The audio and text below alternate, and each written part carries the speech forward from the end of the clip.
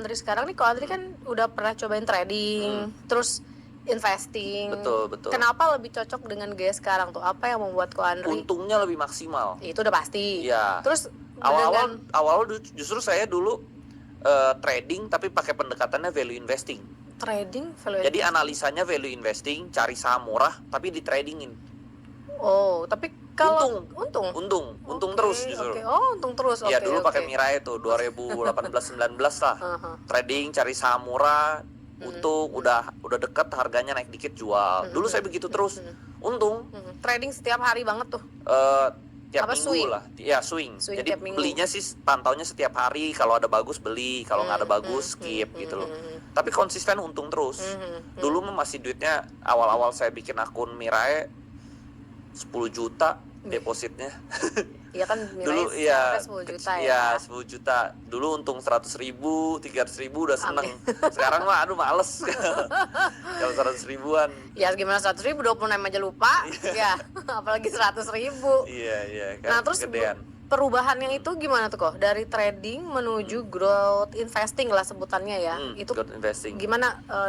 Mulainya tuh sebenarnya di 2020. Oke, habis COVID. Iya, pas COVID itu. Lagi COVID tuh. Iya, pas COVID itu saya ketemu saham backdoor, namanya si Arto. Dia itu cepet banget. Saya tuh di Arto kan dapat 2000-an% ya keuntungannya. Nah, jadi saya hitung itu di Excel ya. Saya mau trading seberapa cepet pun, kalau dapat saham yang multi bagger itu pasti kalah. Jadi saham multi bagger itu selalu lebih cepet. Gitu. Jadi misalnya ada orang yang misalnya nih saya kan juga bisa trading ya. Saya konsisten trading tapi kan ada bener ada salah gitu ya. Sama saya dapat satu multi bagger, itu satu multi bagger lebih kenceng. Gitu. Walaupun modalnya sama. Yes, menggunakan modal yang sama. Sama. Effortnya lebih kecil, hasilnya lebih maksimal. Tapi kan di multi bagger tuh butuh kesabaran ya kok ya. Iya, butuh kesabaran. Nah, kebanyakan orang nggak ada kesabarannya. Tapi kalau Andre berarti sudah melatih dong. Melatih. Saya beli, saya tunggu sampai dia maksimal baru saya jual. Itu hasilnya lebih maksimal sih, lebih gede. Nah sambil menunggu itu ngapain tuh kok? Ada trading nggak? Ada ngajar juga kan? Ada ngajar juga, ada yang lain-lain juga. Nah tapi soalnya waktu saya awal trading ini, saya tuh tradingnya dulu bareng teman. Bahkan teman-teman saya tuh udah mulai trading duluan kan. Dia yang kasih tahu saya, ngajarin trading juga dia ajarin awal-awal. Nah pas saya ketemu Arto, BBHI, Pani dan lain-lain itu saya udah mulai growth investing, udah mulai multi bagger investing. Nah teman saya tuh masih trading. Nah kelihatan banget di situ di study case-nya, di kasusnya ya, portfolio saya tuh naiknya berkali lipat. Teman-teman saya tuh naik sih, mereka naik juga, cuma naiknya nggak signifikan. Mungkin naiknya portfolionya setahun naik 20%, 30% gitu. Ya udah bagus lah, atau bahkan 50%. Nah kalau saya kan ratusan persen setiap tahun. Nah pertanyaannya kok, kalau bandingin growth investing sama trading nih, modalnya berapa kalau misalnya untuk growth investing biar maksimal? Biar maksimal menurut saya tuh enak di 500 jutaan. 500 jutaan. Kalau modalnya masih kecil? Kalau kecil banget enakan trading. Trading aja ya. Kalau misalnya kecil banget nih, modalnya 10 juta. Itu bahkan harus yang lebih ekstrim. Trading pakai trading limit. Wow. Sahamnya macam-macam. Lapis 3 boleh? Iya, lapis 2 lah, lapis 3 boleh lah. Karena dulu waktu saya 90% growth investing kan. Sisa uang saya tinggal 10% kan dikit sekali nih. Iya. Paling cuma 100-200 juta ya. Nah 100-200 juta ini dulu saya tradingnya pakai ini, trading limit. Pakai trading limit, udah trading pakai nominal equity 100 plus limit. Yes, yang 90% ini growth investing, multi bagger saya nggak ganggu. 10% ini saya pakai trading limit. Masih berlaku sampai sekarang? Sampai sekarang udah jarang tapi. Udah jarang trading. Karena sekarang saya udah di zona yang nyaman. Saya sekarang mainnya udah mulai defensif. Iya. Kalau karena dananya dulu udah waktu besar. Miskin harus agresif gitu loh. Ntar lu miskin kok Andri itu berapa ya minimalnya ya? Dulu menurut saya di bawah 1M masih miskin. Jadi dulu waktu saya di bawah 1M saya harus agresif gitu loh. Toh kalau misalnya kita duitnya masih dikit kan, toh serugi-ruginya serugi apa sih? Paling mulai lagi dari nol gitu loh.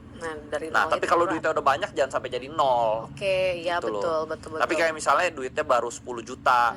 Ya kalau misalnya salah kan paling ya mulai lagi dari 10 juta gitu loh. Tapi gainnya bisa lebih gede daripada lossnya gitu. Loss kan paling jadi 0. Iya sih. Kalau gain kan betul. bisa jadi 10, jadi Betul. 20, Nah, 30 gitu loh. mental itu tuh yang nggak dipunyain semua orang, Iya, bener mental kan? money managementnya Iya, gitu loh. Nah, saya betul. jadi dulu saya pernah trading limit saham BBYB ya. BBYB Bank Neo ya. Iya. Dulu saya modalnya 500 juta, pakai trading limit another 500 juta jadi 1 M. Terus sahamnya double dalam seminggu. Wih. Tapi itu ada faktor lucknya sih. Ada faktor oke. hokinya juga. Oke. Faktor lucknya. Tapi itu trading atau di Trading. Itu jadi double, jadi 2 M. Oke, tapi tradingnya bukan yang cepet kan? Cepat Seminggu, itu 2 minggu? itu semingguan lebih saya jual.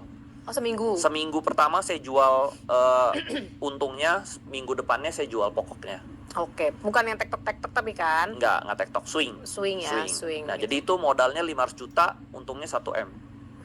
Double ya, gara-gara Double. pakai trading limit. Nah, ini Tapi ini bahaya ya, bahaya. Nah, itu Jadi dia, nggak coba kalau dikasih tahu. Bahayanya, Jangan ditiru ya, disclaimer untungnya dulu. itu kalau untung bisa 2 kali lipat, tapi kalau rugi juga ruginya double, 2 kali lipat. Jadi dia kayak pedang bermata dua, seperti itu. Nah, caranya Niko, gimana cara Ko Andri meyakinkan oke, satu saham nih masuk sampai trading limit? Itu kan Itu susah, yang itu pasti. susah.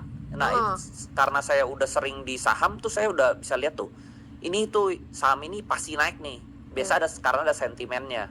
Misalnya dia mendekati corporate action, nah itu saya trading limit. Atau misalnya dia mendekati stock split, right issue, ini kan saham-saham ini kan pasti naik nih. Iya. Di situ saya hajar trading limit. Oh, di Di situ situ pakai saya trading untung. limit. Gitu, Oke. untungnya gede gitu. Oke. Jadi perjalanan itu sebelum Ko Andri growth investing, Ko Andri trading dulu ya, Ya, sampai trader. uangnya Trader.